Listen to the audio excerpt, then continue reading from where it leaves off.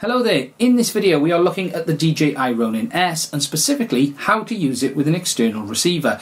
Now whilst the Ronin S app does have an on-screen joystick and you're able to use it to control the gimbal itself, it only works up to 10 or 15 meters because it is Bluetooth, and once you get beyond that range the signal drops and you lose control.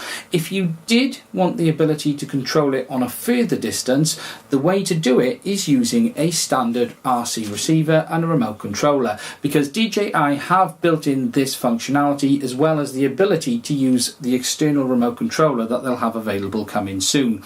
Now you may or may not have noticed that on one side of the focus wheel there is an S-bus stroke CAN bus switch. So to use this you will need to place it into the S-bus setting, and then on the other side of the focus wheel, and for me that's on the bottom because I'm left-handed and I've got it on the right hand side, you then have a little plug.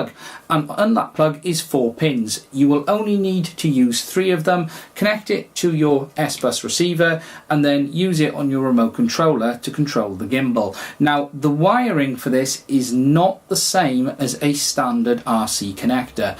Normally you have ground, 5 volt in the middle, and then signal for your S-bus on a normal receiver wiring. However, because this is DJI's CAN bus connector, it is slightly different.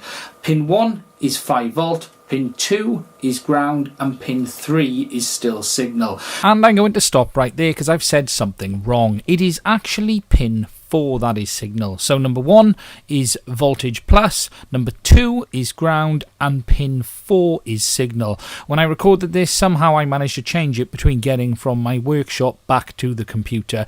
Please note, if you hear me say pin 3, I actually mean pin 4. To do this, looking at the front of the focus wheel, pin 1 is the closest pin to the front, which is the 5 volt connector.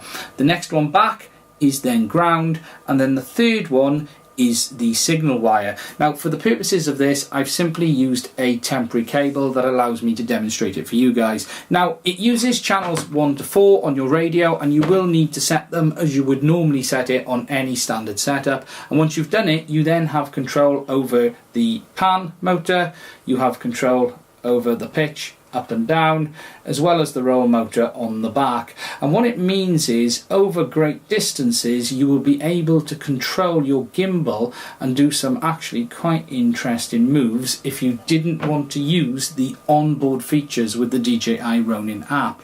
Now there is 1 or 2 little downsides to this, and the first is you cannot control the camera itself. And what I'm about to say is specific to FRSKY because it does work with Futaba radios. Please check out my other video which I'm going to release, which will talk about this specifically, but the information I'm saying here is correct at the time of posting for FRSKY radios.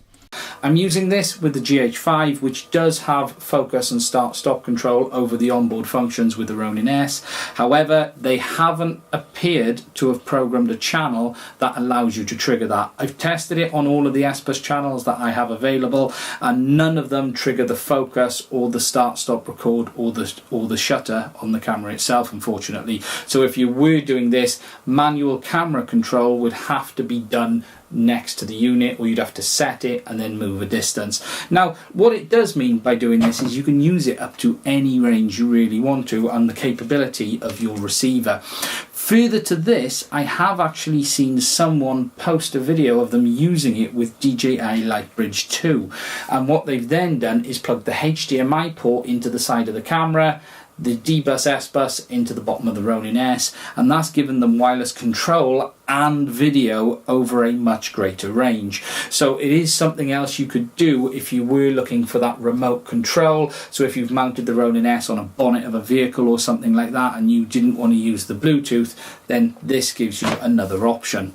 That is it for this video. I hope the information has been useful. Please do subscribe to the channel. If you'd like to support the channel, there are some links in the description. Please do use them. It helps me keep making videos like this, and I will do another one soon.